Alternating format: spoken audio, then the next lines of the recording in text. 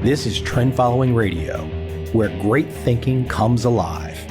Nobel Prize winners, legendary traders, best-selling authors, and the pros that know what drive us irrational human beings. I am your host, Michael Covel. Not filtered, raw, honest. That's my passion.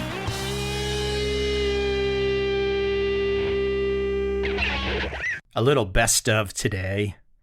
Reaching back not too far into the archive, two very interesting people. First, Wishan Shan, of Chinese origin, immigrated to the States, back to China. Huge private equity guy. A great success story. If you did not hear this the first time, definitely listen to this conversation. And of course, number two today needs not much introduction with my audience, Larry Height. This episode also was not too long ago at all, and I'm reminded today to add this episode for Larry because I happen to be talking with Larry tomorrow morning. Not for the podcast, just to catch up and shoot the breeze. Shoot the shit, so to speak. Without any further delay, let me introduce you to two very interesting men, Wishan Shan and Larry Height. I hope you enjoy.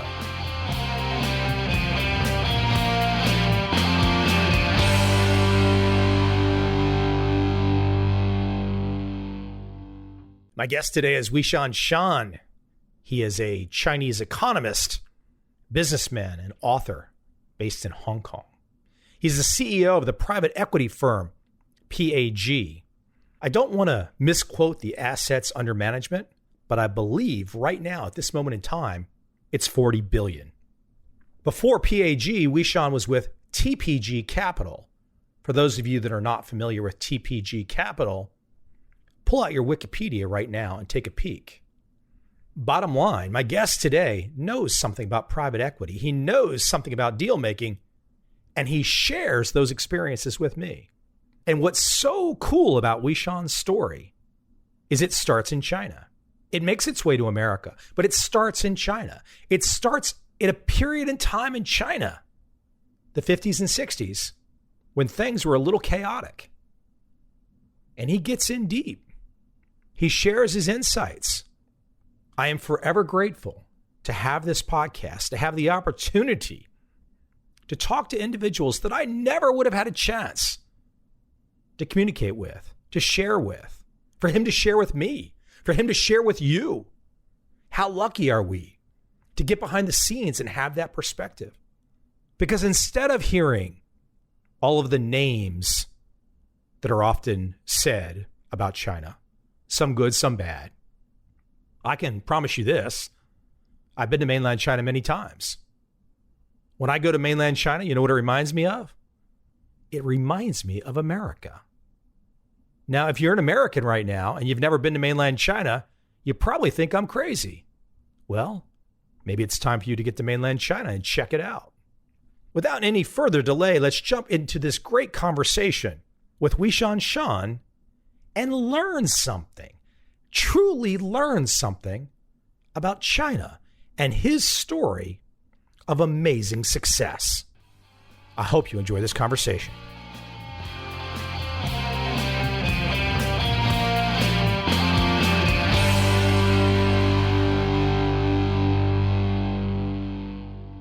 My first time coming to Hong Kong, 2006. Great experience. And then I came back to Singapore, 2008, I think. I'd been to Tokyo in there.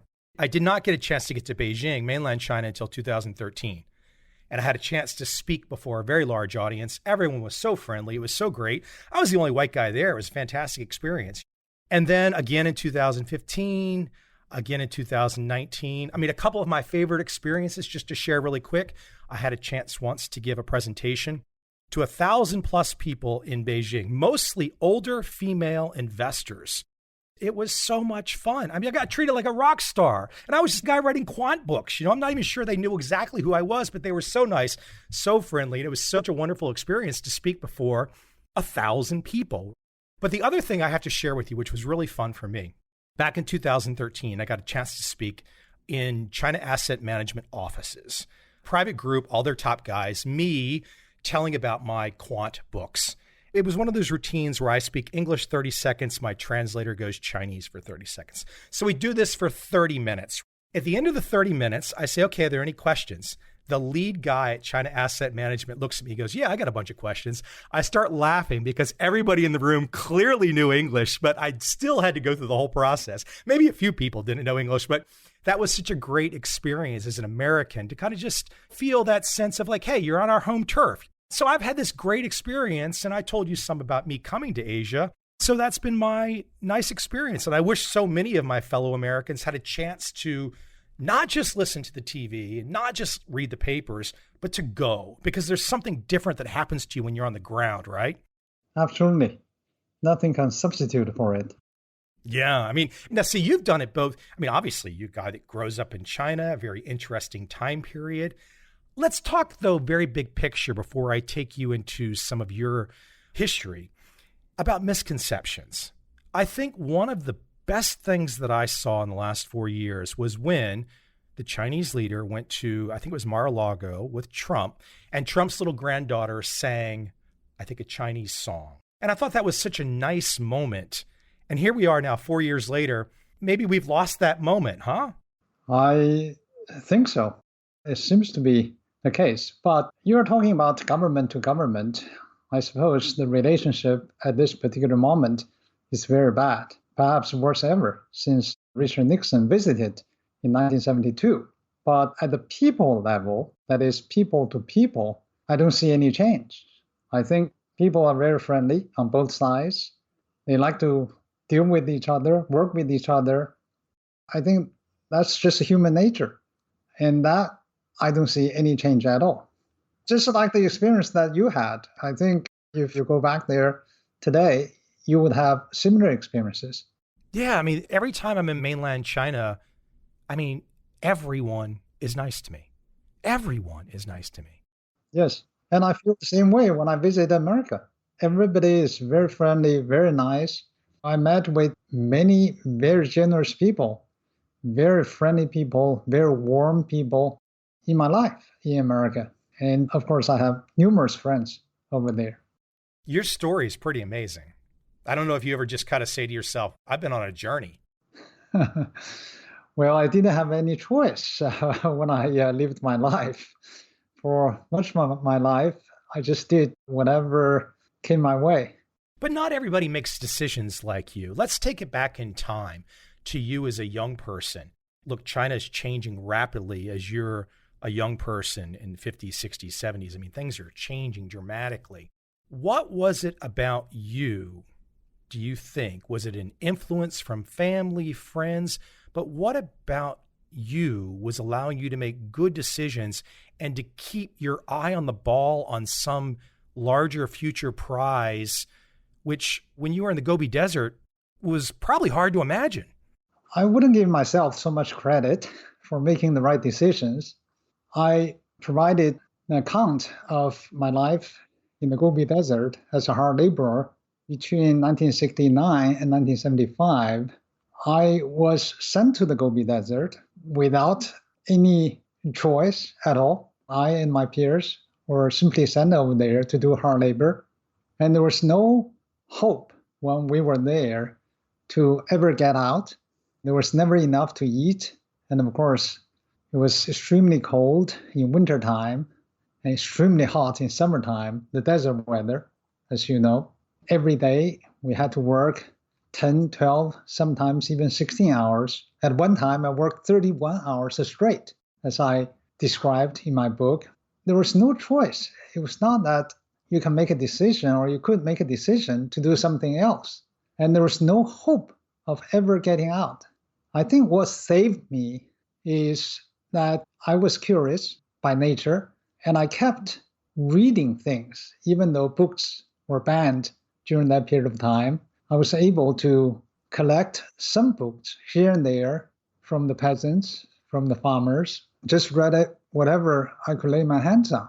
So eventually, when China began to change, that is, the Cultural Revolution was over, and China resumed the college system and eventually went on the path of a market economy, I suppose I was just more prepared than most of my peers who didn't read in 10 years because school was shut down when the Cultural Revolution started. It didn't resume until about 10 years later.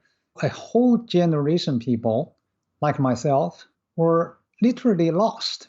I refer to my generation as a lost generation because there was no education. I was able to accumulate some knowledge. So when this ordeal was over, I was able to capture some opportunities. That's all. I'm sure there's a little bit more than that's all, but let me speak to the curiosity part for a moment, though, because maybe that is something that was different about you.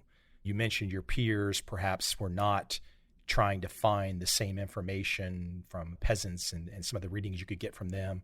And I think you mentioned also you had a chance to listen to the Voice of America at various points in time and to learn English in a unique way. But why were you curious? Was it something from early in life, from family? Would you think it was just natural that you had this spark, even though in these very harsh situations that you described, you were still curious when maybe other people were not?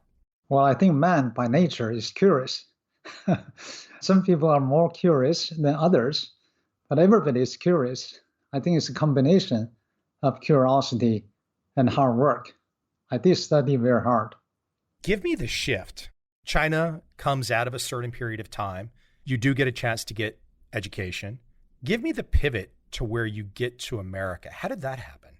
I studied for a number of years in Beijing after I got out of the Gobi, and my major was English. I began to teach English and English literature after I graduated from sort of a college. By that time, there was no formal college system, so I never received a bachelor's degree. And then I was able to take an exam for a program to train simultaneous interpreters for the United Nations as administered by some UN agency. And then a foundation in the United States by name of the Asia Foundation came to China to recruit visiting scholars. And I took exams and I was recruited. So I was given the opportunity, or I captured the opportunity to go to America either to become an interpreter for the United Nations or to become a visiting scholar. I chose the latter. The rest was the history of my study in the United States. I received my formal education really in the United States, not so much in China. I only studied about 3 years English in China. That was my formal education after elementary school. For 10 years, I was out of school. I have never had secondary education. I like to think, based on my own observation across Asia, that, and maybe America had this at one time, but I think there's always a merchant perspective, a selling perspective in Asian people, which I love because I have it. So I feel at home. Was that part of your family and upbringing? Was there a merchant feeling, or were you more coming from an academic side only? Neither. My parents probably received no more than elementary school education, but in the Chinese tradition, back in history, merchants were considered to be the lowest class, behind peasants, workers, behind, of course, officials, then farmers, workers, then merchants. In the Chinese tradition, business people are not considered to be high in the social hierarchy. Actually, they occupy a very low position in social hierarchy. I grew up with that notion because I read Chinese history books. I never considered myself at that time to have a future in business at all. It was after I went to America, I could only stay there for 1 year because that's what the program was. It's given to me by the Asia Foundation. And I discovered to obtain a degree during my short stay, I could only study business. So that's how I went into what you call merchant career, went into business education. So many twists and turns, right? Just eyes wide open, opportunities present, and you go down the path.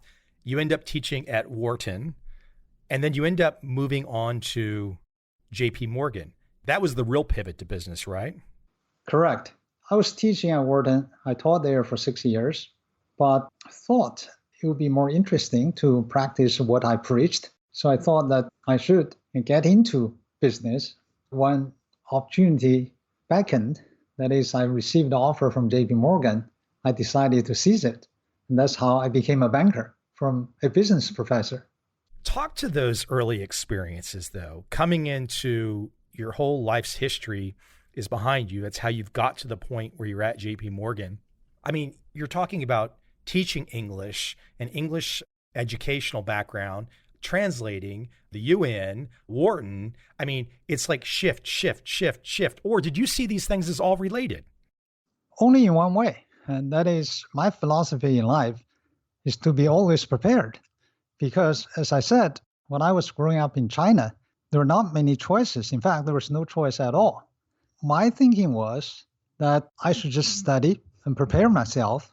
If one day some opportunity arises, if I fail to capture it, then that's my fault.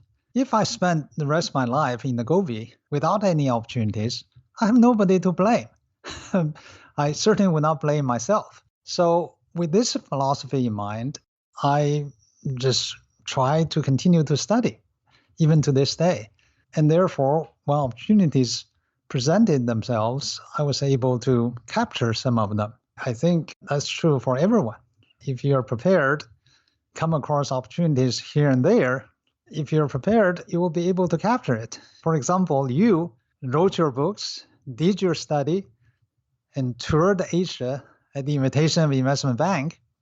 You see opportunities, and finally you decided to settle down here in Asia. It's the same thing. You're right. It is the same thing. It's sometimes hard to explain to people, though. I'm sure you have people you know in China that look at your career and they just kind of scratch their head and they don't understand it all, but you just explained it all. It's very clear. Here's the opportunity. Okay, that makes sense. I'm going that way. But you have to jump. You either developed or learned how. And I know early on you say, okay, I had to, I had no choice. Once you got to America, you became quite comfortable with the idea of jumping. That is correct. America is truly a land of opportunities. I mean, in America, I think the opportunities are wide open. At the time, I was comparing the differences between China and the United States. In China, opportunities were not equal. The results when I was growing up were more or less equal. Everybody earned about the same amount. Everybody was poor, but there was not a big gap. There's not big disparity in income among the population. So the results were quite equal in China, but opportunities were not. Some people were able to stay in the cities, others were sent to the countryside. Some people were assigned to be doctors or teachers, and others as farmers and peasants. So opportunities were very different. In America, it's the opposite, or was the opposite when I first arrived there, as I discovered. Opportunities were equal. Everybody could become anything, anybody. The results were not necessarily equal. Some people become very successful, others less so. I think I was very happy to have landed in America, which is the land of opportunities. Now China has opened up very much since 1980s, and now China more or less offers equal opportunities, and people can become very successful, people can choose what they do. So it's a changed world, and that's very different from 30 years ago or 40 years ago, before China started economic reforms and open door policy. I wonder if you ever consider, as a Chinese man, talking about opportunities being equal in America and observing that statement, which seems perfectly reasonable, perfectly rational, perfectly logical, and perfectly believable, and perfectly true to me. But if you insert what you just said into the body politic in America, opportunities are equal. Oh my gosh, 50% of the heads in America might spin. But here you are as a Chinese immigrant saying, hold on, this is great. Look at all these equal opportunities. I think you're right. That statement cannot be taken into extreme. I think you have to recognize that there is disparity income distribution in the United States. And you have to recognize that there are underprivileged people who perhaps don't feel that they have equal opportunities. But at a certain level, I would think that anybody can get almost anywhere. Just look at Obama, for example, coming from a very poor family, single parent. He studied very hard, eventually went to Harvard, I suppose, to get his law degree and became a senator, eventually president of the United States, coming from very bottom to the very top in society. So it is possible. Not everybody will be able to make it, but I think there's a possibility over there. The same cannot be said in many other countries in the world. I think that's the difference. I wouldn't make that statement in the extreme to say that anybody are at equal footing. No, you have to struggle. You have to work very hard. You have to get out of your shell. You have to try to make it. I think that would make the difference. I don't think anybody in America alive currently has the Gobi Desert story. Many people have not walked your shoes. I concur with you. I do think it is the land of equal opportunity. And I do think your story is a great example of overcoming adversity. Look, you're right. Not everyone's situation is equal. Gosh, what else do we got? All you can do is take what's been given to you. And you just gave me a great example with your story in the desert. You have to make do, right? That is correct. Yeah. Hey, before I shift into your private equity pivot, I'm curious if we might talk for a moment about back to misconceptions, and specifically American misconceptions of China. I understand them because I've had a chance to go to China some. I sometimes get very frustrated when I listen to Americans, American media, and American politicians. It seems like the same old trope, the same old kind of caricature of China. Maybe people think they're criticizing the Chinese government, but it often just sounds like they're criticizing all of China. How do we get around that? How do we get people to understand that China is not just this one-size-fits-all negative stereotype that so many Americans have? I think it's very hard to do so. And it has to do with the media. I think that if you compare China with the United States, China is an authoritarian system. In the authoritarian system, very few people criticize the government, but very few people believe the government either. That's just the nature of it, because there's no free press, there's only one voice. People have grown used to being skeptical, and they try to look beyond the surface, ask questions, and try to get answers by themselves. Whereas in the democracy, in the free society, there is free press. Many people criticize the government, but many people also believe the government. And that's the most bizarre thing from my point of view. Because you believe you have free press, you don't try to be skeptical and ask questions. It turns out that many in the press, in the media, are not critical, because these days, as I have found, earning clicks for your articles as a reporter is critically important. Your newspaper stays in business depends on whether or not people read your articles. So the media tends to cater to popular sentiment. When that is the case, all of a sudden you find that there is very little critical examination of facts. And people tend to would like to believe, and newspapers would report what they think people would like to hear. So I think that situation is likely to persist. And in order to understand a different culture and different people, different country, people will have to do what you did. That is traveling around, talking with people, immerse yourself in the society. Then you can truly learn. But then you will have to invest your time and resources to be able to do so. I think you are a great bridge in understanding between different peoples. You understand America, you understand many of the Asian countries. You speak with authority. You can help bridge any misunderstanding between the countries. You know what I always thought when I've been in mainland China? I don't speak the language, but I always had this feeling of everyone's kind of acting like they're Americans. There's that same kind of almost, and maybe you're going to disagree with me, but I almost had this sense of all the Asian countries, the way people carry themselves, the way they go about their life, China feels like America.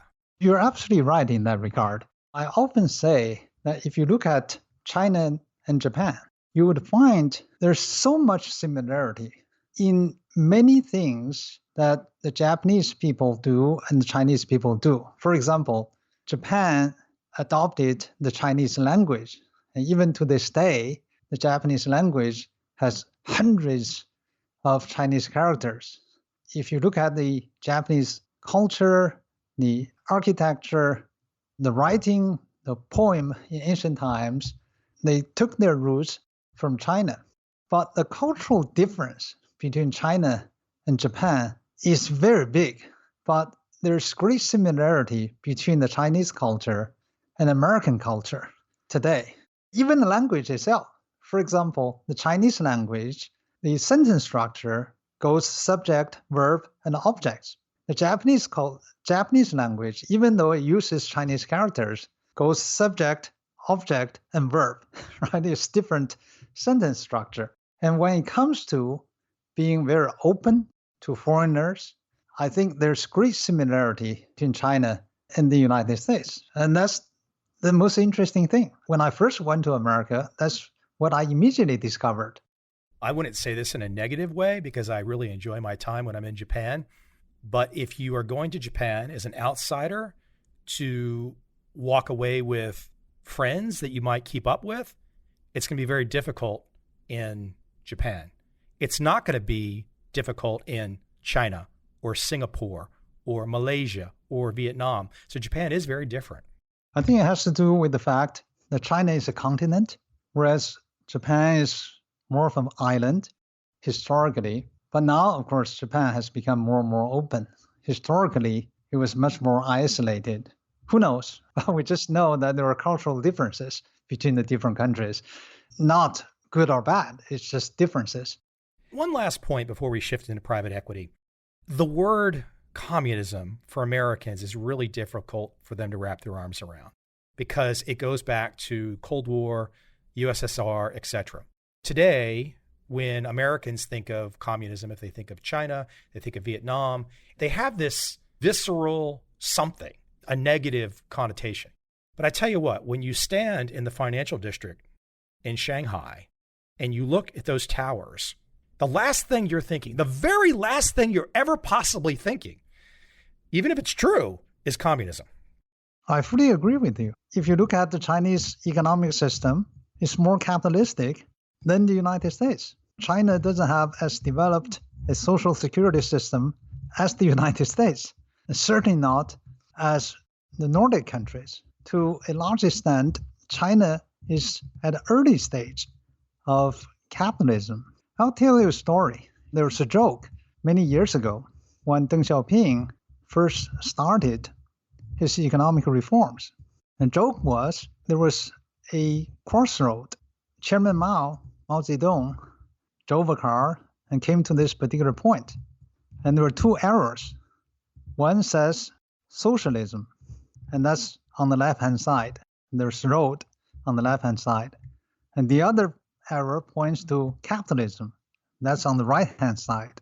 And Chairman Mao expectantly turned on the left signal and turned left. And the next came Gorbachev.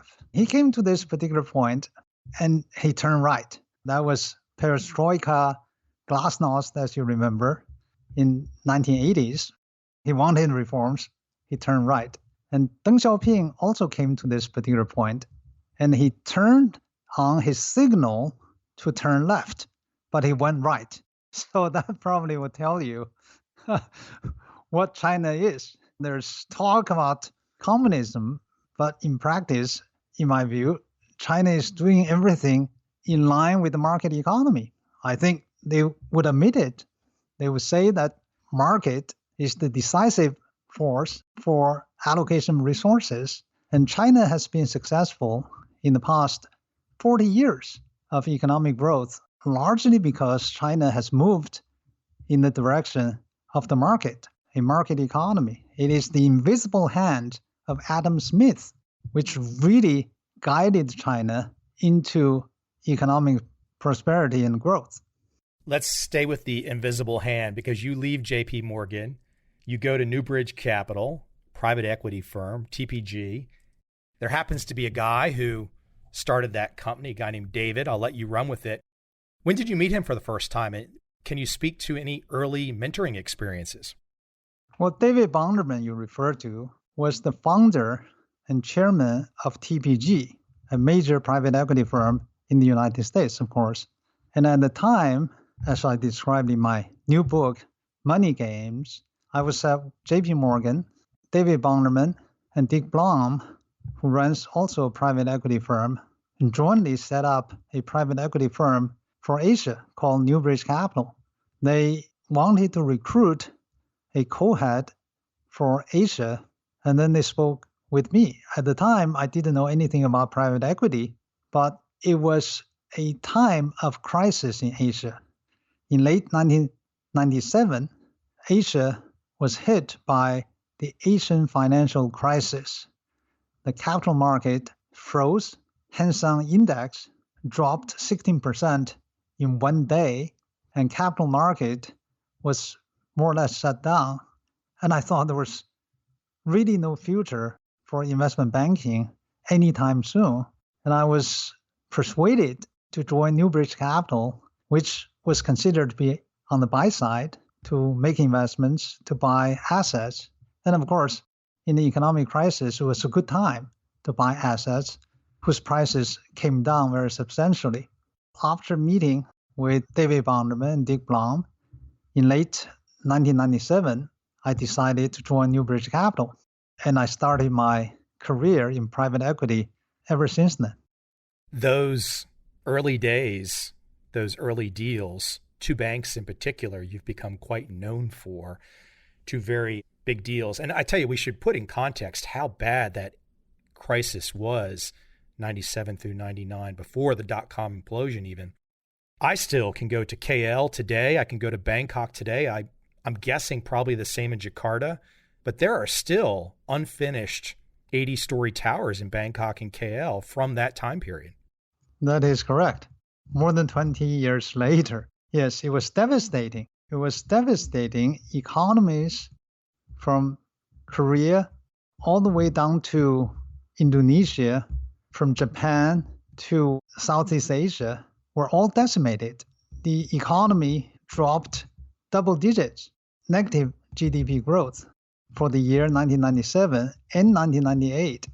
And in Korea, many banks failed, as in Japan and Southeast Asia.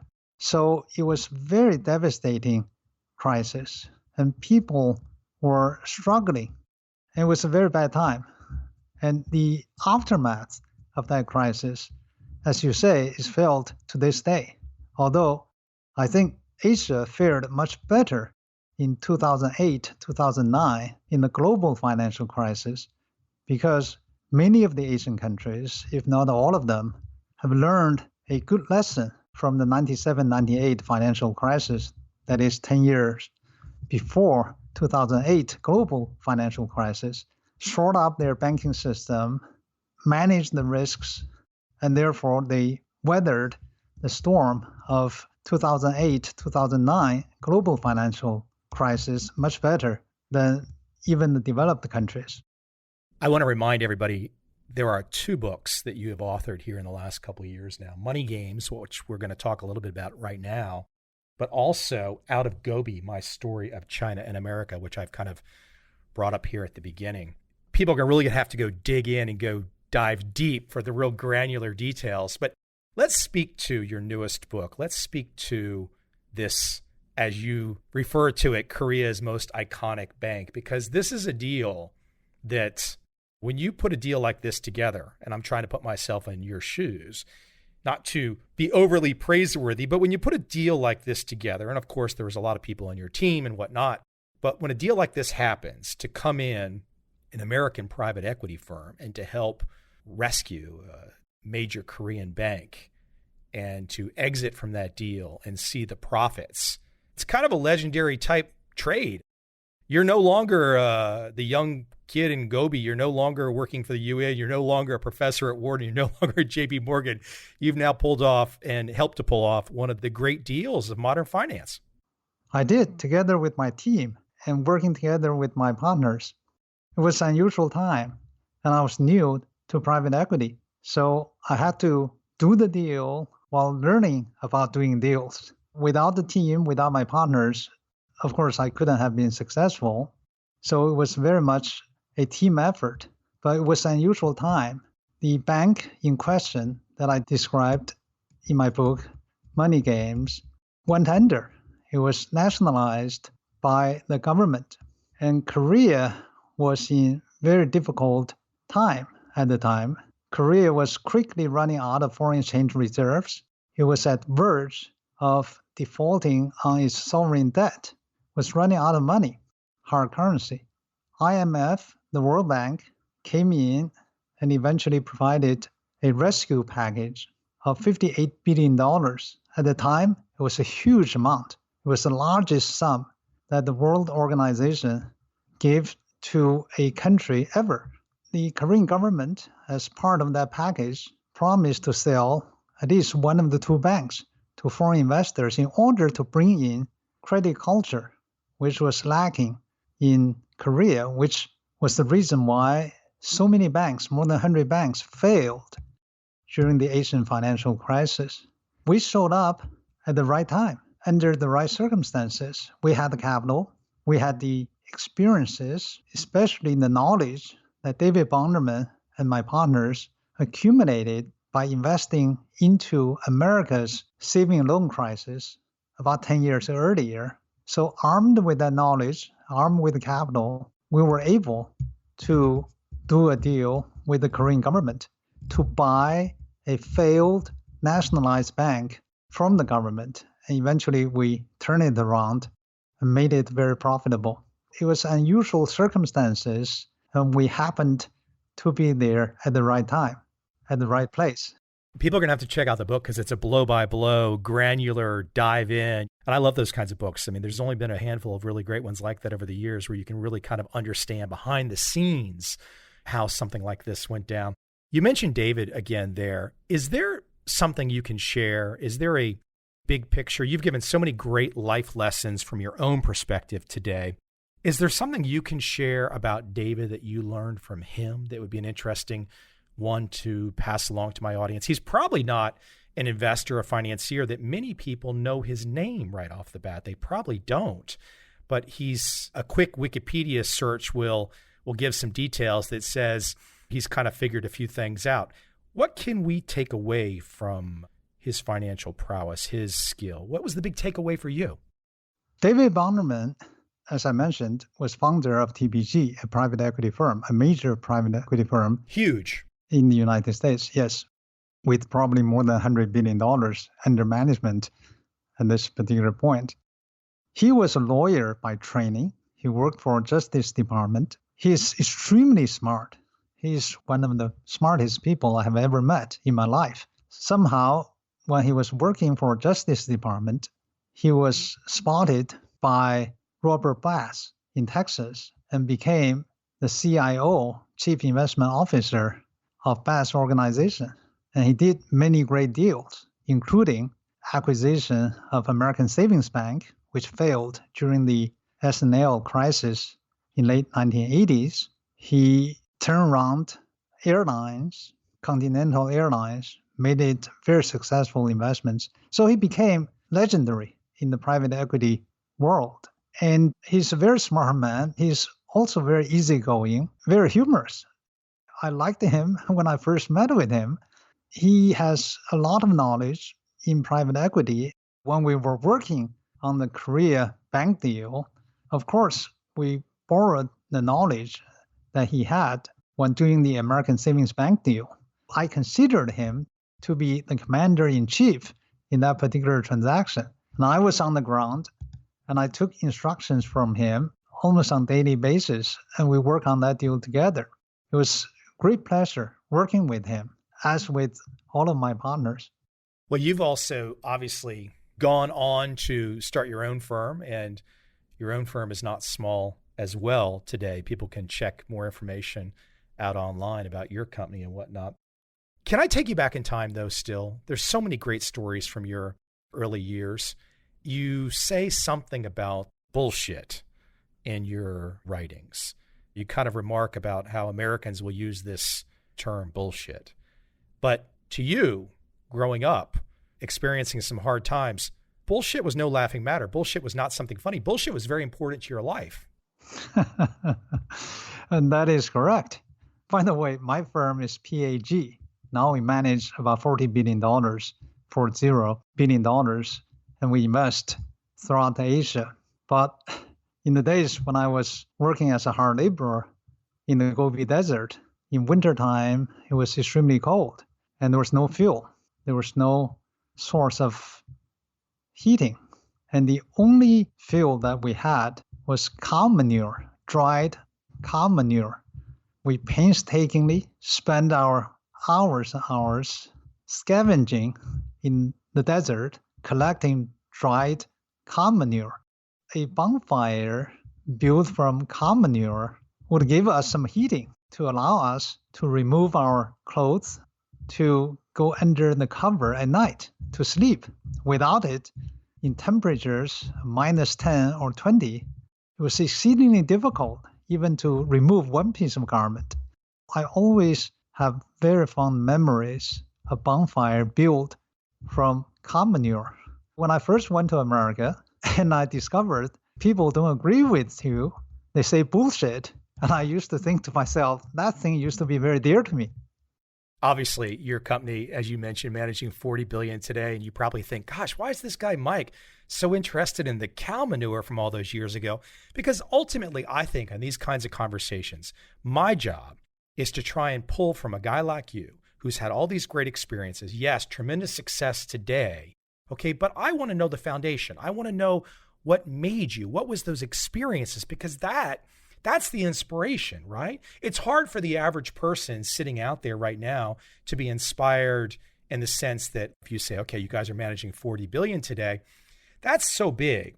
But I think when people break it down and say, okay, you start at the bottom, your thinking has to build. I love those stories. I mean, I'm sure I'll never have another conversation with anyone on this podcast who is valuing bullshit in that sense. So, I mean, it's important. I think it's important to set the foundation. And I'm sure you feel that way because you would not tell people that story. I mean, I can tell talking to you, I think you probably can take your mind back immediately in seconds to those early experiences in your life. And they probably ground you every day, don't they? Not every day. You don't think about it every day. Neither do you forget it. It's your grounding. Yes. You don't think about it, but you don't ever forget it. That's how I would say about it.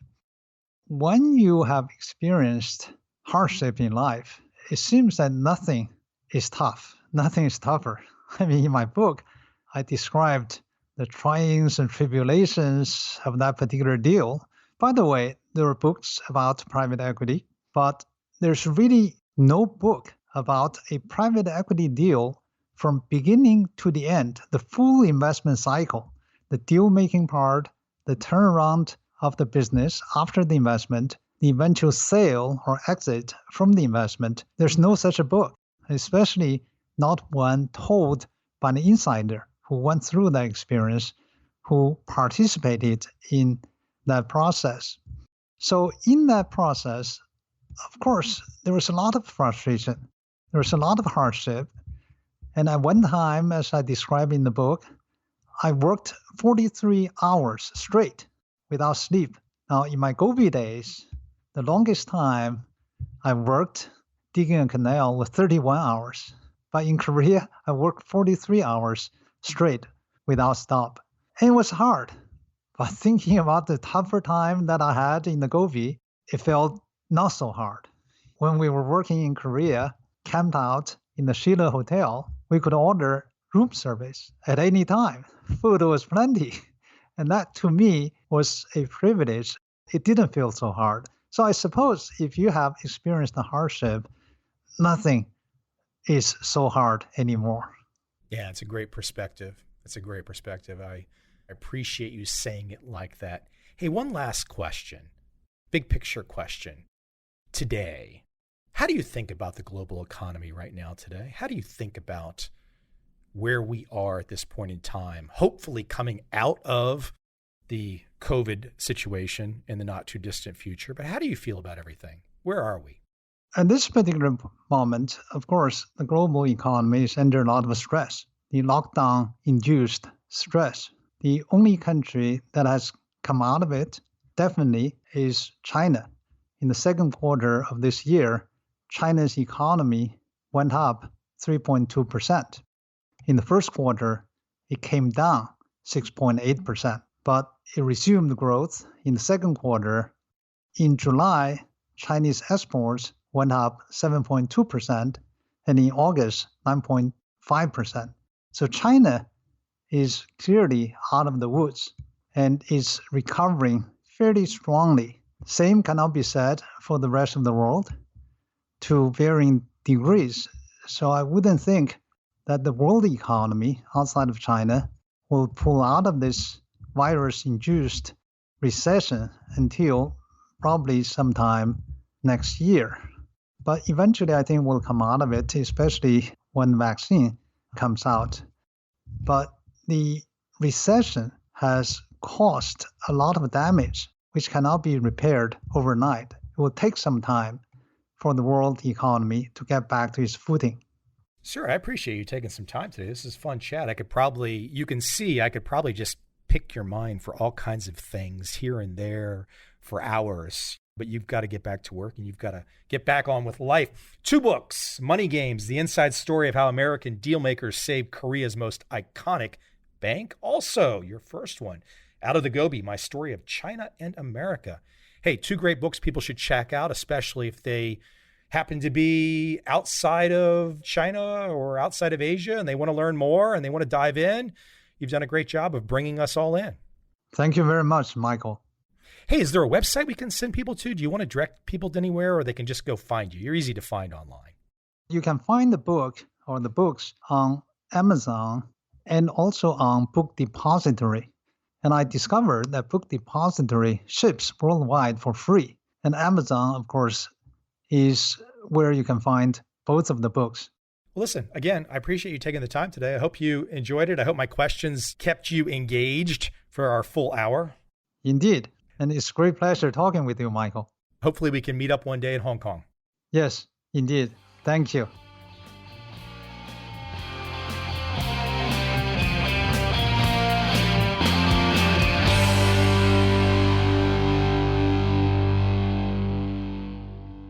Damn, where does time fly when you're having fun? 900 episodes.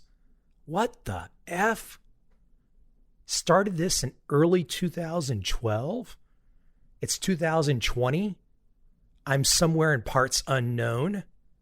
Little reverence to Mr. Bourdain. Rest in peace. 900 episodes. Yeah. Joe Rogan's got me beat, but Joe's making a boatload of money off his podcast. I'm going to have to switch it off to video at some point in time. It's just a lot of damn work.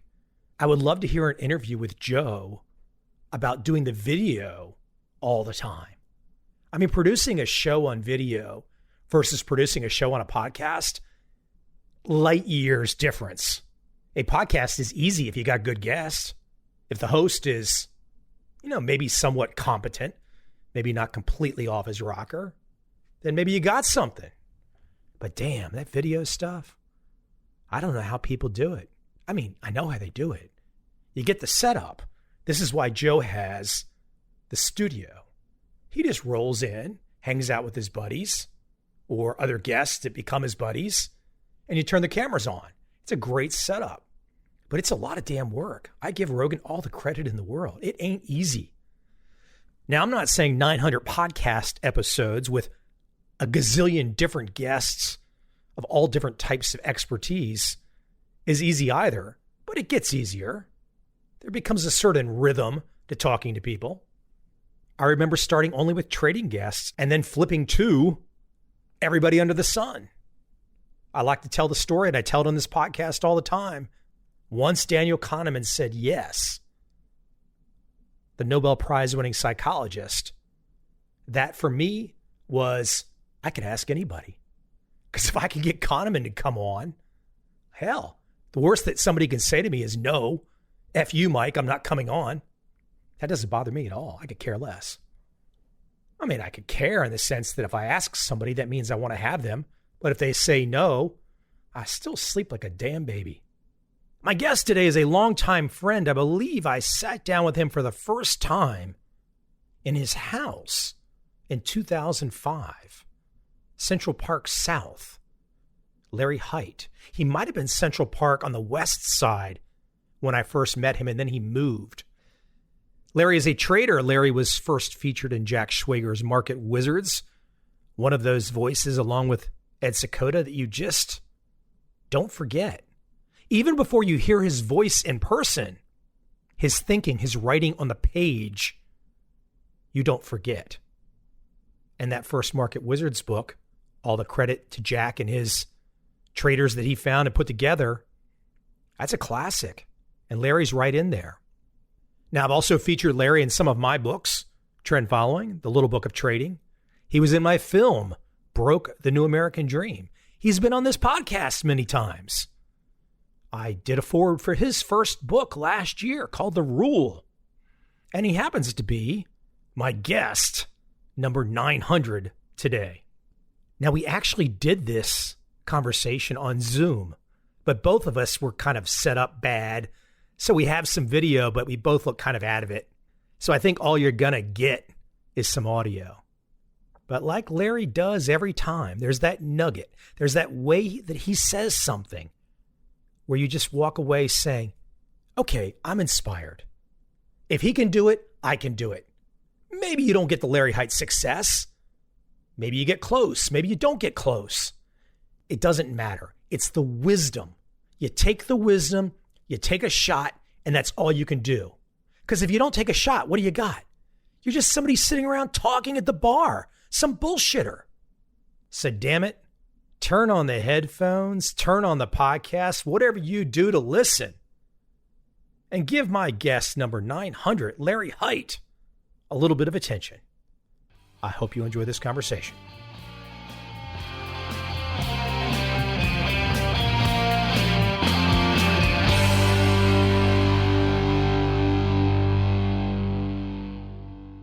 Let me start you off today, though. You're not 18. I'm not 18. But I talk to a lot of young people. A lot of young people, they come on my social media. Their attitude, sometimes I can feel this kind of negative attitude. And I kind of look at it like, if you're alive, you got a chance to do something. So the question I have from you right at the start, why such a good attitude? Why do you have a good attitude? Because my grandmother, my father's father, my father's mother, had a good attitude.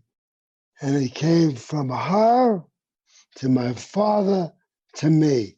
And more importantly, the only sensible, skip the curse word, the F thing to do is be positive. Because let's say you're so negative, you never try. If you never try, you got 100% chance of failing. This goes from picking up girls to getting into school, 0 trying, 0 results. If you are inept, as you know I was as an athlete, as you know I had dyslexia, when you try, you have better than a 0 chance. And that's the only logical way to go. I don't know. You tell me these stories about you not being an athlete. How do I know they're not true? You could have been some star New York City track guy. I don't know. You're just kind of making up these stories 60 years later that you weren't a star. I was less than a star. No, it's just, I'm not writing this book, but I've been going around talking to people. Yesterday, I talked to the guy who was a major hockey player since he was 7. And then from a young age, he was somebody colleges looked at. He was in a car. The car had a head-on collision.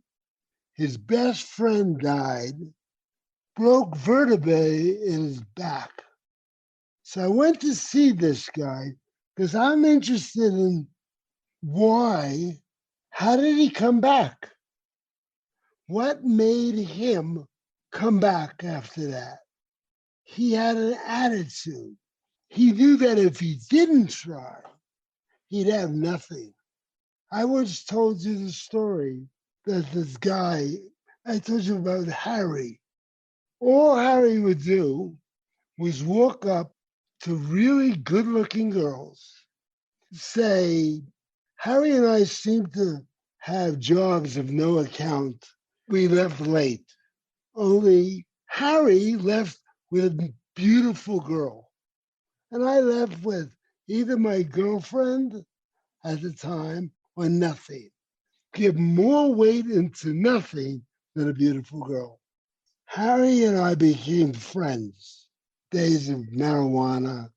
I could get marijuana cheaper, so we became friends. I said, how do you get these beautiful women? Now I'm like 28. And he says, oh, every time I see a gorgeous woman, I go up to her and say, my name's Harry. Let's have coffee. Then he said, Larry, 1 out of 10 who go to coffee wind up again, 1 out of 8 sleeping over. Now, to a 28-year-old horny kid, these are my 2 favorite subjects, sex and probabilities. I really began to understand my grandmother, because if you don't try, you get 0. If you try, you can do very well. That to me is not a positive attitude, but a practical attitude. So many people think of trying in their head, failing in their head, and do nothing. Correct. But what does that get you? Nothing. Right. Right. So I figured the odds. Being, me, I then started off with beautiful girls. I remember the first beautiful girl I went to. I walked up to her and I said, if I would design a woman, she'd look like you. She came back and slept over. The first shot. First shot, beginner's luck. Then, well, all commodity traders are successful, are compulsive. So then I went to ugly girls. And I found out I didn't do quite as well with ugly girls as pretty girls. But I actually made counts, because that's what works. Beyond the probability, there's something else you're bringing up there too, which is to approach a beautiful woman who is often not approached. People don't realize that she might like that attitude you're bringing. She likes that moxie that you're bringing. Well, she's horny. I don't know why. And I saw that. I actually wanted to talk to you about Amazon. You're talking about horny girls. You want to talk about Amazon, but you're talking about being horny and girls. I can't control you. I can go anyway, because there was the article that you wrote. It wasn't an interview, and it was that Jeff Bezos is across the board trader. A trend follower. A trend follower. Well, I thought about that, and it's true. I'm 80 next April, and I was telling my friend Max, I've had maybe 2 losing years. One of them was because the people at Man, who I like and love and made a lot of money with, wanted to take the leverage up. That was not a good idea. Trend following is great. It's made me who I am. I'm in Aspen, in the biggest suite in the hotel, but trend following has always worked for me. And when I read your article, I looked at what Bezos had going for him. First of all, he didn't have to put up any money. You're looking puzzled, but he really didn't. Hold on, I'm looking puzzled? Yeah. This is like the first video interview that I have ever done for the podcast. Really? True.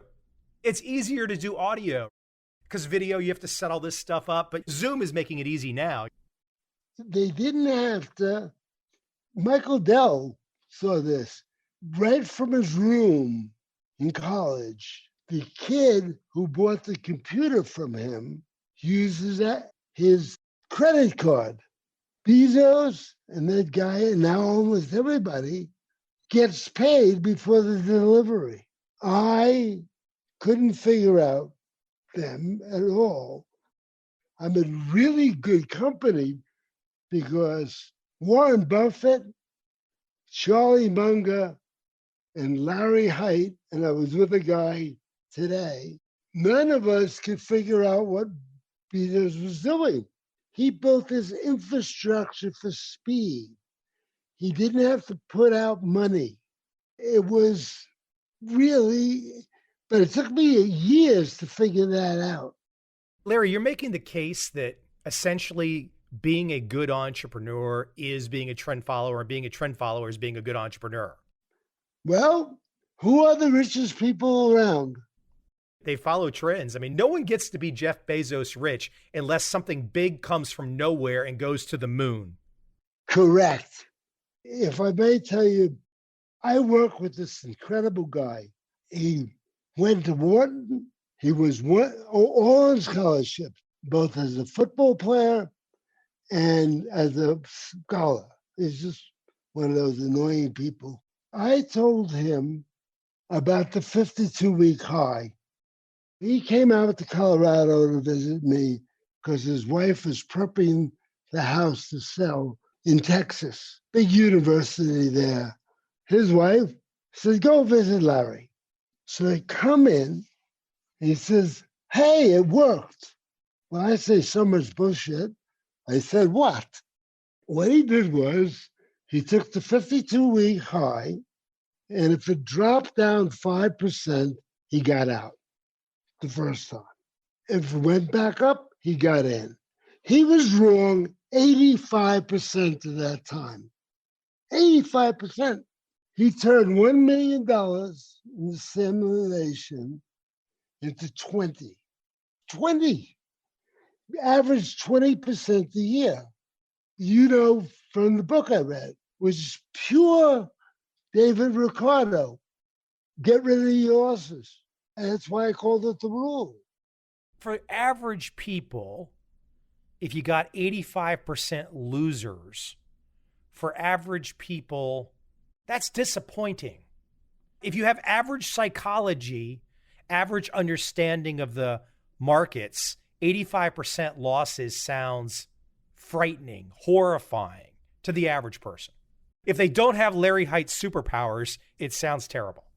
But no, Larry Haight was lucky enough.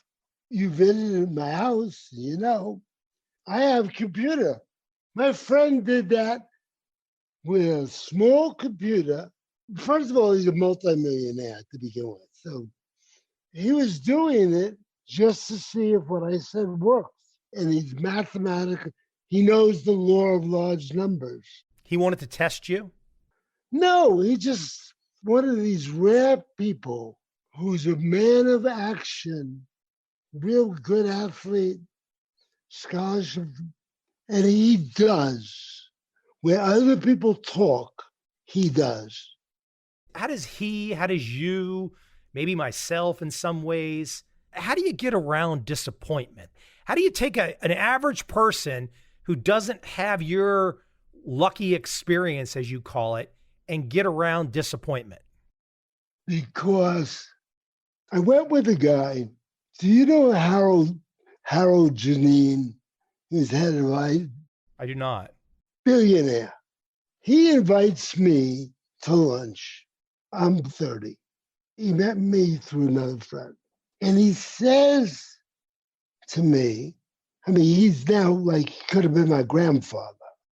He says to me, Larry, he bought telephone companies all over the effing world. He said, buying companies, Larry, is not like going to the movies. Now, I'm sitting with a billionaire. I don't want to be a dummy, but I'm not making the connection between movies and buying companies. So I say, Harold, I'm a little slow here.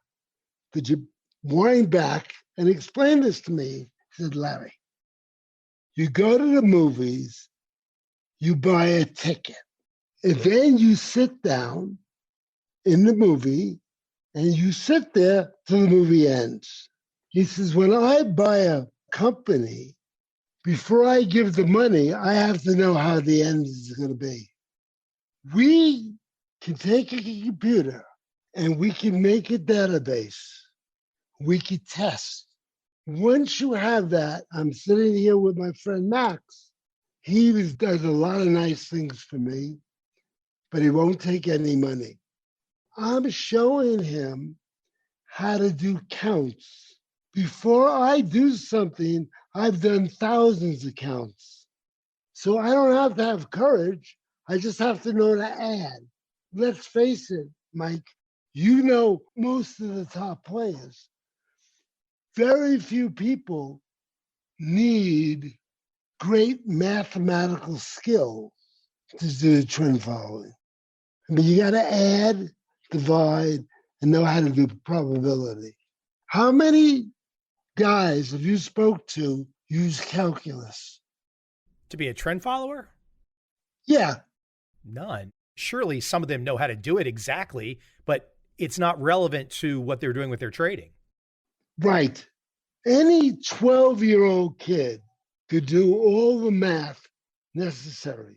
Probably an 8-year-old, because it's averages, probability, and most of all, risk management. That's why you're here today, right? Having been dyslexic, blind, and one eye, half blind, another idea, I'd be either a broken down comedian or a floor washer. Hold on, let's see. If you did not have risk management, you would be a broken down comedian or a floor washer. That is a fantastic quote from one of the best trend following traders, a broken down comedian or floor washer. But you got to see what it is. You learn these things. Look, you and I are very good friends. One of the most fun people I ever speak to. Yes, it was one time I called you by mistake at 4:00 in the morning here. And then I was I really wanted to go to sleep. You remember this incident. But I was so embarrassed. But hold on, I'm on the other side of the planet. So for me, it was the middle of the afternoon. That's why I started it. But you and I are very good friends because of communication, right? What kind of communication? Well, I don't know. We talked about everything. We talked about your thing in politics. I remember you were a catcher. You talk trash talk all the time. I never talk any shit, Larry. I'm from Brooklyn, and most of you people who aren't from New York sound to us Brooklyn people like you're talking shit all the time. I got to tell you, as you're saying this, though, when I first started to come to New York, maybe in the, I don't know, early 2000s, I think, something, been there maybe once or twice, but once I started to get friends from New York, it's a really interesting thing because for most of my life, people are pretty tame. The Washington, D.C. area, people are pretty middle of the road. I've got a salty tongue. I'll drop the F-bombs. I'll say that stuff. Then when I get to New York, and all of a sudden I'm like, oh, okay, my tribe has been up here all along hiding from me. Yeah. I'll tell you a test I did. I think I must have told you this before. So I'm doing what my group was the first $1 billion across the board trade to reach $1 billion. A fund, CTA commodity fund. Yeah. Peter, my main partner, said, we have a great system. I said, no. He said, well, what do you mean? I said, Alex Grazerman, who I'm still very good friends, and we own a lot of real estate together. I get Alex in, I said, here's what I want you to do. We're doing 3,200 trades a year. set up a random number generator that will pick what to trade, when to get in. But one thing that couldn't be random was when to get out. So random trades, random entry, and a hard stop. Correct. So I do this, and it comes out better than our system, right? I thought that was really interesting. And I have a philosophy called leverage, asymmetrical leverage. Think about a stop. When you go in and buy a new high, just to say, you put your stop in, or even better than that, you buy a call. You know exactly what you're going to lose, but you don't know how much you're going to make. It was an asymmetrical bet. You could lose $2 and you could have bought Amazon and gone up 500%. Hey, let me keep you at that point with the fund with Alex and the random system. So you have Alex put together a random system, random entry, random market selection, a fixed hard stop. It does better than the fund that you are promoting to all these clients that has raised $1 billion. And you're sitting here in the office looking at a random system and you know it's better, but because of the way the fund management world works, you can't really tell your client base, we've got this random system, because they won't buy it. Right. But I had learned something very better than money. I learned how to bet. And I learned the fallacy of a magic way.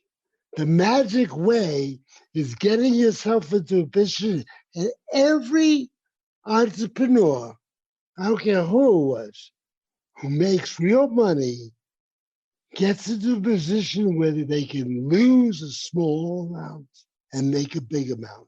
That's the game. It's exactly what Bezos does. If he tries a product and it doesn't work, he gets rid of it. Now, just look, because of the law, various mathematical laws, not everybody is going to become Bezos. That's not the issue. The issue is for your life, can you do much better in your life? Maybe you'll be the next Bezos, but probably not. But can you do much better in your life with his strategy than not? And the answer is clearly yes. Yeah. I'll tell you a story.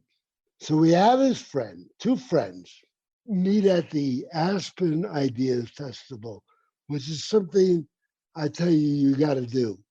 It's the only place I've ever been where consistently the audience is as smart or smarter than worldwide expert.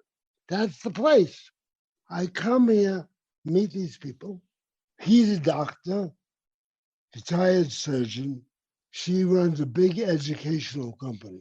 Surgeons are by nature picky people.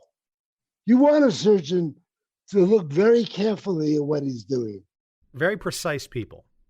He builds her a portfolio, becomes worth a couple $1 million. She's in a beauty parlor.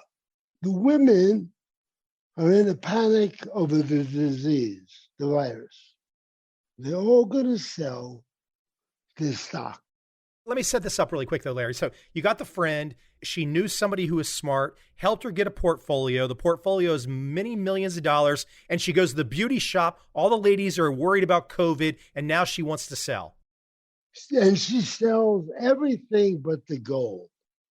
So her husband, he said, I'm out of managing your money. I spent years doing this. I made you rich. I am not going to F this again. She calls me up, says, Larry, what do I do with the gold? And she calls me several times. I said, well, you want to know the real truth? Sell the gold and buy Amazon. Why did I say this? Gold can only do three things. It can go up, it can go down, or it could stand still. The one thing you can possibly make more money power is it goes up faster than inflation. Because with trillions of dollars worth of debt, the only sensible thing the United States can do be keep as a world leader, it cannot default on the debt. So if you're not defaulting on the debt, what's the most intelligent thing to do? Inflate out. You inflate out, you are still a leader. The whole thing about money is buying power. Now, listen, if you're wrong here, if you're wrong on this economic political prescription, you've got a stop loss. I mean, your ego's not here. If you're saying this is how it can unfold and it doesn't unfold that way, you're prepared to go the other way. Always. I'm not here to prove I'm a guru. Do this because I said, I'd rather have 1,000 bets than one bet. There are many ways for Jeff Bezos to win. There's only one way for the gold to win. That it outpaces inflation. It's the only way. If it keeps up with inflation, you're nowhere. You know what's funny about gold? How many people, Larry, in the last, let's say, 40 years or whatnot, are still influenced by that 1979, 1980 gold move? They always just think that that exact same thing is going to happen. That keeps so many people fixated on gold. And that's why I had a good friend of mine who was a very good arbitrager. I'm on the phone with him. Silver's very high. He says, well, it can't go down. I said, I don't see why it can't go down. Where is it written? And he gave me 20 facts. I said, well, it's dropped below the 30-day low. So clearly it can go down because there it was down. That's a fact. Look, I'm talking to my friend Max 2 days ago because he set this all up for me. Without him, I would not. And I said, I like numbers more than charts, but I started out as a chartist. The market tells you stuff. It really does. If you fail to make a new high and the next low is lower than the previous high, that's going down. The market is right there on paper. Failed one, went lower than the next low. I only have one eye, but I could see that. I like numbers because with numbers I could do probabilities. I'm on a plane with somebody, sitting in first class. She tells me she lives in New York. She got adopted after the war. Rabbis in New York went to the builders and said there's a lot of Jewish, or they think it's Jewish, orphans. She was adopted by a New York builder. When it was all over, she is worth $500 million. She says, I'm putting half of it in gold in Switzerland. I said, look, if they start throwing atomic bombs around, how the fuck are you going to get to Switzerland? Yeah, no, hold on. In her defense, atomic bombs at Switzerland so far has not happened. So far. Look, you spend a lot of time in Chicago. You used to. Right. Chicago has a lot of murders. In Chicago, it's very easy to buy a gun on the street. The gun of choice in the last couple of years is a Glock. Do you ever shoot a Glock? I have. Very fast gun. It's almost like a machine gun. You pull the trigger, brrr, take a 15-year-old boy with no father and a mother who works 3 jobs and a Glock, and the only family he has There's other 15-year-old boys. Boys, Glocks equal murder. Because you're 15 years old, you don't know what you're doing, but you have this incredibly fast weapon. Certain things happen. So if you start to throw one bomb around, or several, very bad shit's gonna happen. Your point there with the atomic bombs in Switzerland and whatnot is to get people to think about what's the worst case scenario. Because we did not think at one point in time that Chicago would have dozens of people dying per day. And now they're out there robbing on the Magnificent Mile. So things that we can never imagine can happen, is your point. Yeah. Look, what's the most common thing in the markets? Crazy. No. You know the most common thing? The most fundamental thing. Most fundamental thing in the markets are people. If you don't have people, you don't have a market. Well, people are crazy, though. Yeah, people, no, but they're a special kind of crazy. People are herd animals, like sheep or cattle. When you say that, though, if you think about it, people are like herd animals, like sheep, like cattle. That's another strike at the ego, isn't it? But it happens to be true. It's true. Years ago, Larry, when you were in my film, I actually went to a sheep farm to film those sheep for this very same reason and to watch hundreds of sheep running together. And they were so frightened. And it was it didn't translate well to film, but in person, it was amazing to watch. Yeah, and scary. And that's what happens. We have a mayor in New York City who's really stupid, and really corrupt and lazy. The lazy is his best trait because he does fewer stupid things. He decided to defund the police, the real street police. Magically, we're getting 8 to 10 kills a day. I don't know what to say about it. It's what you were just saying a second ago about Chicago. How could one ever expect that all of Midtown Manhattan would be closed? They would be stealing at Saks. They would be defacing the churches.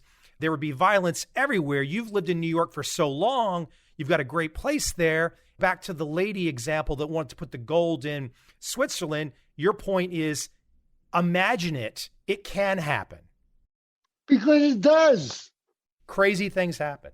Crazy things happen. All the good managers in our business are not bold, crazy people. They are very good risk takers.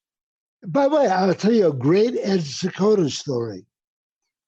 I had a partner who hid his trade, comes into our lawyer's office and says, I'm going to tell you something, then I'm going to jump out the window. Okay? He hid his trade. He was the inside guy. I was the outside guy. So I had to go home and tell my wife that we could be bankrupt. As it turned out, I turned it around. This is a great kind of a Jewish story. I was brought up as most immigrants. You notice there are immigrant neighborhoods in every major city because they all flock to where they know people.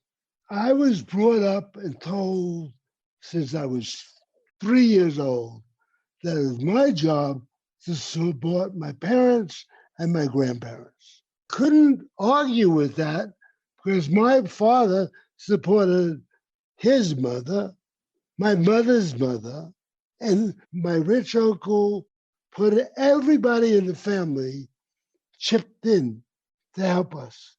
My Italian friends all bought a house.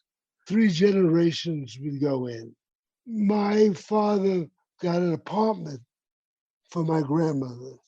So this was my job. I'm an only child to support them. Considering I was shitty at school, shitty at sports, I knew I had to be rich. So that was my goal. That's what I had to do.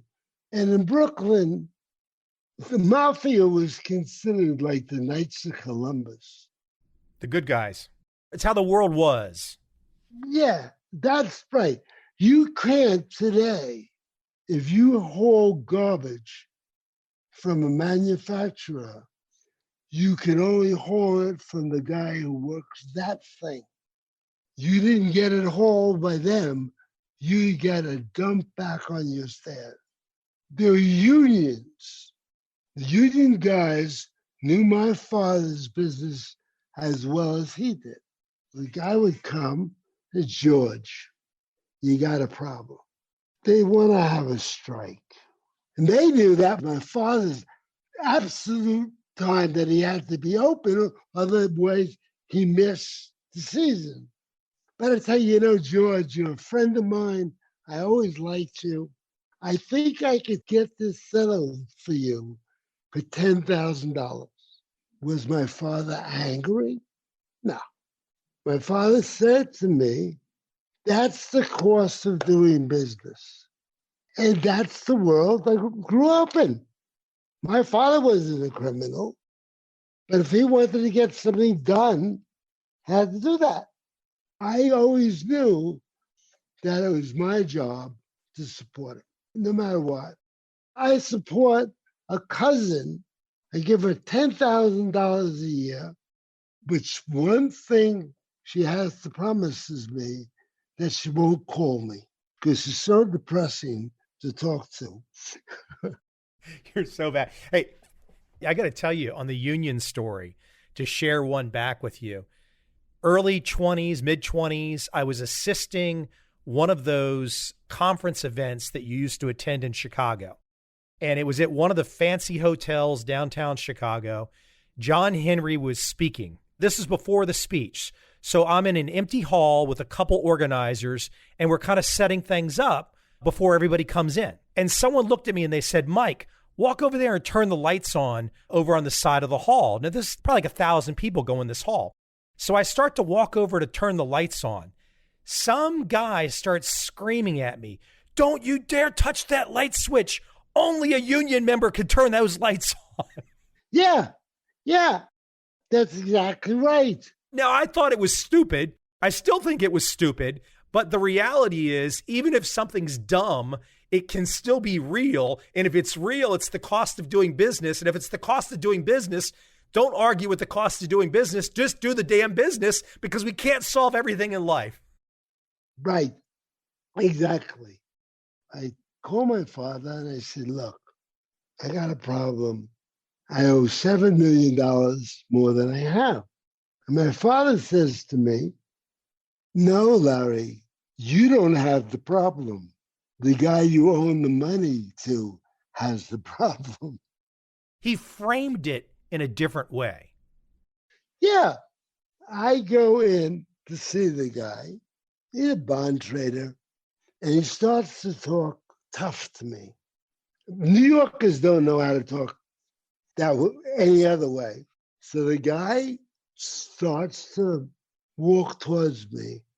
I turn to him and say, stop. The best thing you could do is kill me.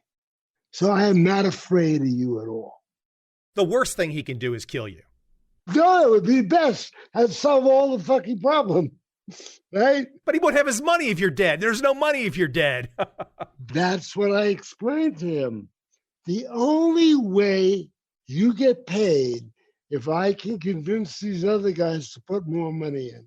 He, being a Southerner, very bright guy, he says, yeah, what are we going to do? His partner walks in. It's the coolest thing. He started with the tough guy routine. He turned to his partner and said, Larry and I did that dance already. I worked it out. I think what you're giving is kind of a lesson of thinking about how to frame issues, to solve problems, and to try and take the emotion to the side. And if you can put the emotion to the side, there's a way to get both sides to where they can best get for that point in time. Sometimes emotions work, but under real pressure, They might not work. But when you're a cross-the-board trader, I could trade anything. I think this guy's a really smart guy. But we have to, as good traders, control our emotions. There's no better way to control your emotions than have a method, because then you know what to do. When I thought I was going broke, do you remember the King Biscuit Flour Hour? I do. All the rock bands. Right. My cousin put that together, invented that. I knew a woman named Mary Alberti. She went to Wharton. She was very smart. I was feeling very depressed because of my partner and what to do. She said, oh, I have a friend you should talk to, Ed Zakota. So I called Ed Zakota up. She had called.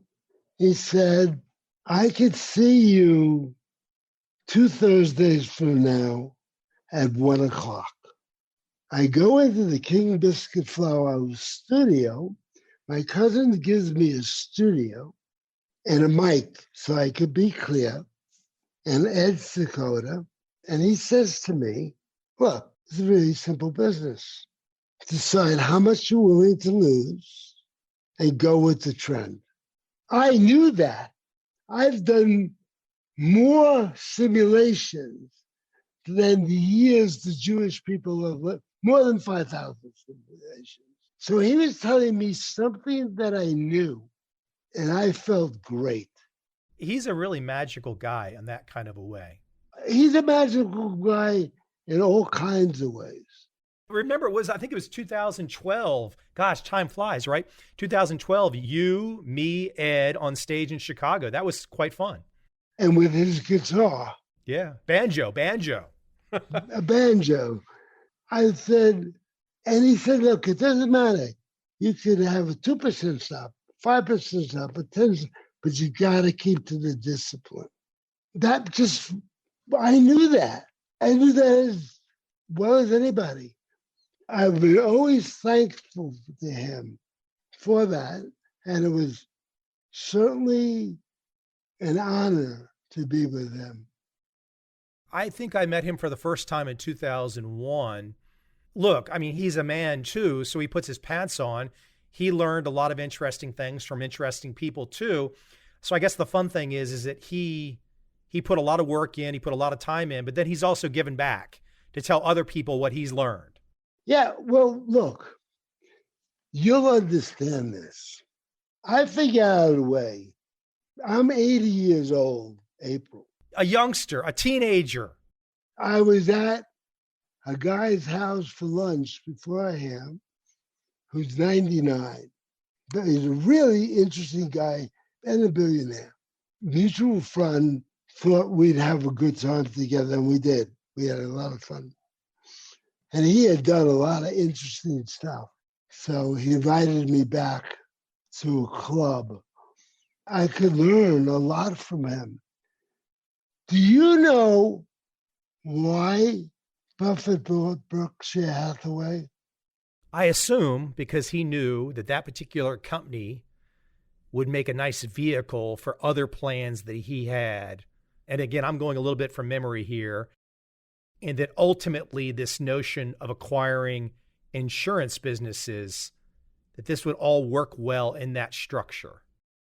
Yes, because he didn't want to buy textile were failing, but they had NOLs. So he used the NOLs not to pay taxes, which is in no book, but I was talking to one of the guys who put it together, the 99-year-old guy. And he used NOL. But you think about it, you could see. Define for the audience NOL so everyone's following along. Losses, previous losses, not used. Prior losses on the books that you can use currently. Buffett never says this in public, but the merger gave him all this tax-free earnings. So it wasn't a surprise a couple of years later. He got fully out of the textile business. He was using the NOLs. You wouldn't have known that. I wouldn't have known. I never read it anywhere. But this guy told me the real story.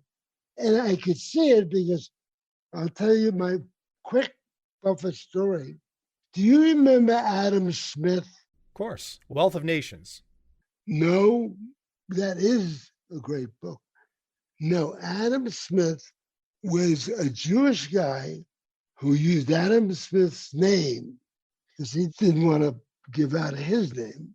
He was on public television introducing Buffett. Now I'm sitting there. I was doing very well for me at my age. I'm saying to myself, I'm making a couple $100,000 a year. I'm a kid. I say, why don't I understand the words this guy's saying? I know he's saying something important. I don't understand what he's saying. But I could see he was smart. Maybe this would be a smart thing for me to learn. So I knew I could not get the trades from the partnership. But Berkshire had been in business for 20 years buying stocks. I got the list of every stock he bought and the date. And then I went to Value Line and I bought the page and the date and the print of everything he bought. And I got 3 guys who were like me, said, I'm going to find out what he did. And after a while, I was buying his stocks before they were announced because I saw what he was doing. I didn't go any further than that because I figured out that if Warren Buffett magically said to me, Larry, I'm going to give you everything that I know, I came to the conclusion that his knowledge was a 10-gallon pail, and I had a 5-gallon pail. So if he gave me all his knowledge, 5 gallons are going to go on the floor. So I took what I thought were his most important things, and I used them. And the way he looked at it in an equation, not like an algorithm. He takes the cash flow after tax on top, takes the price of the stock plus the debt. What was his after-tax yield? How long did it last? And that's exactly what you would do if you were buying a business. And I said, that's the key to his wealth, was compounding. So I bought 11 stock, Berkshire Hathaway. Today, at $11,000 a stock, because I still wasn't sure. Today, that's $300,000 a share. But it took me a long time because I knew he was smarter than me. That was apparent. I put it away. And a lot of people who do trends don't trend the right things. I could see his cash flow growing. So that was one of the things that I looked at even more than the price. And he was winning. I stayed. Then I had, this is really weird, I had too much money in my IRA or whatever it was. I bought more Berkshire, the bees, and I let him keep going. That grew into millions of dollars. But I was trend following all the time. I was not only trend following the price, I was following the cash flow.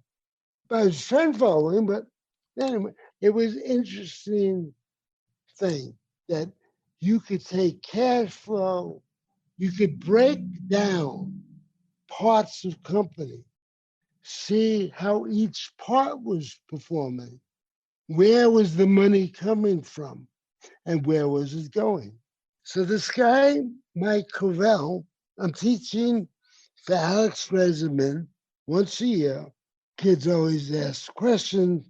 I took your podcast, walked into the room, turned it on, and said, sit there.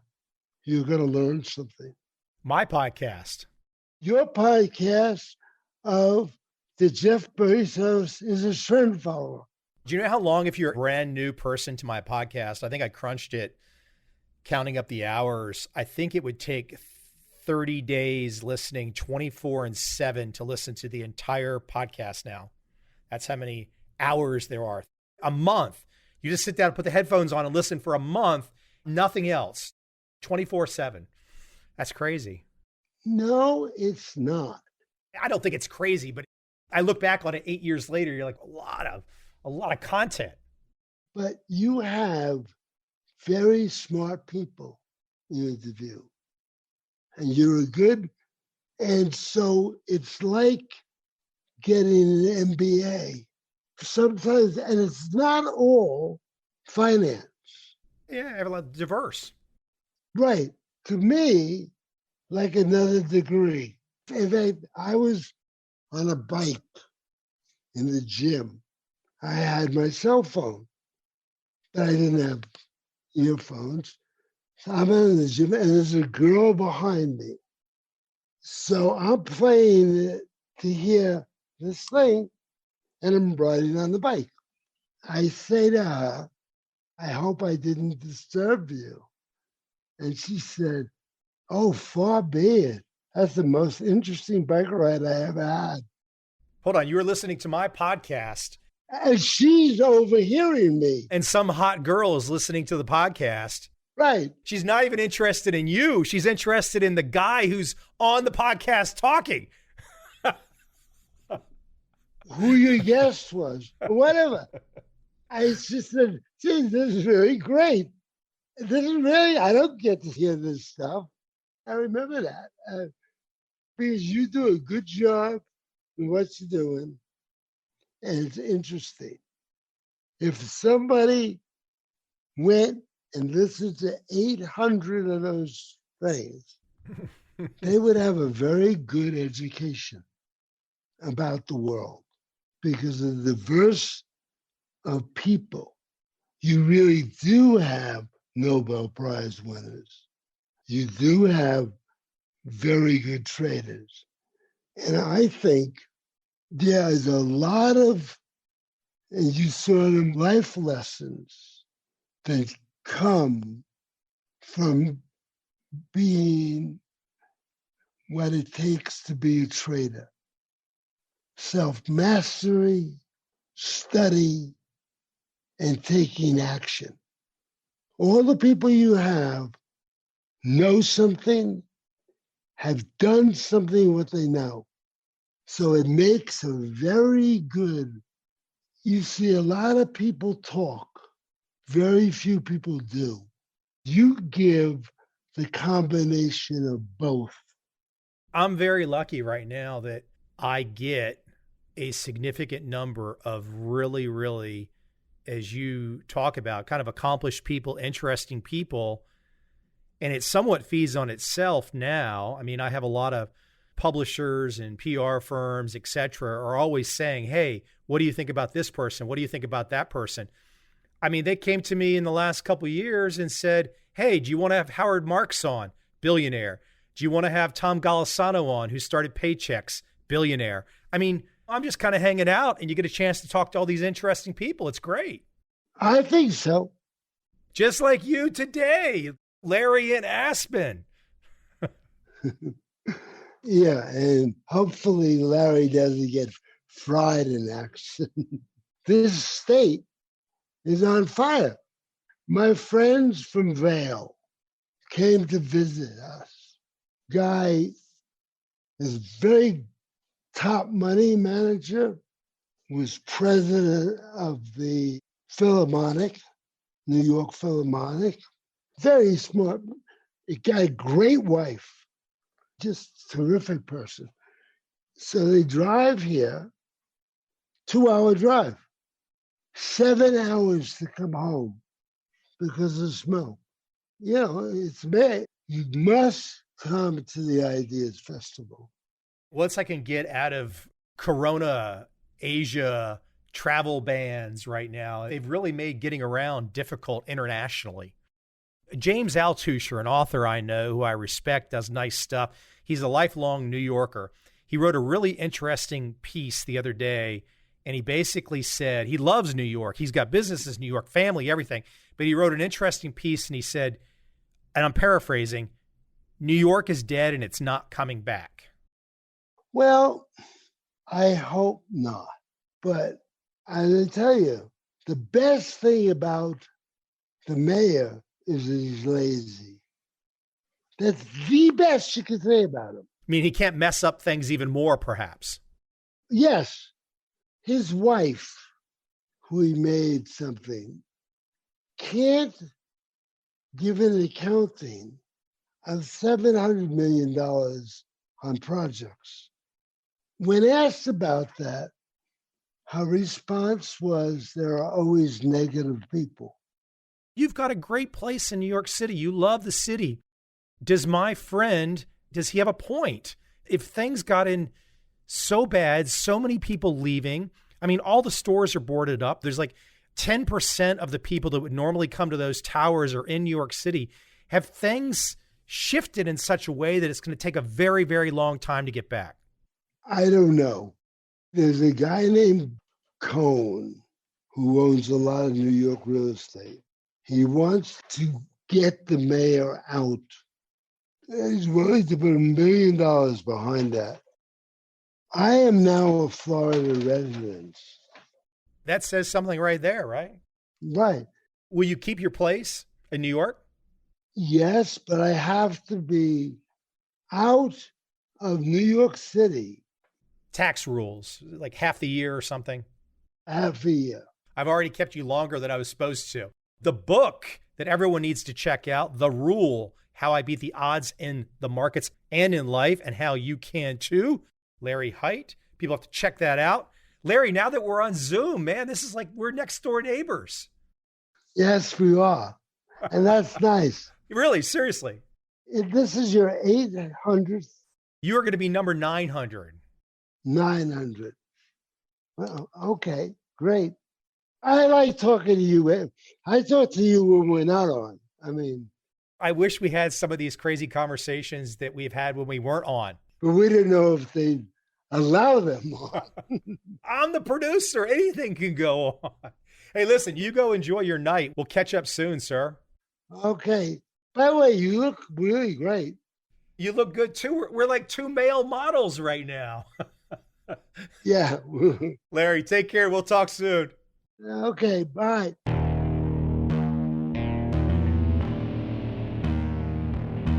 I see a time when those awake will understand how to make money in up, down, and surprise markets. Whether new trader or experienced, college student or financial advisor, protecting against a crash or just trying to make a lot of money, trend following offers everyone an answer in uncertain times. To get started immediately, send me an email, michael@covel.com. I will send you the right trend following steps to take along with my free video. But if you want to buy and hold, trust the government and trust Wall Street, this is absolutely not for you.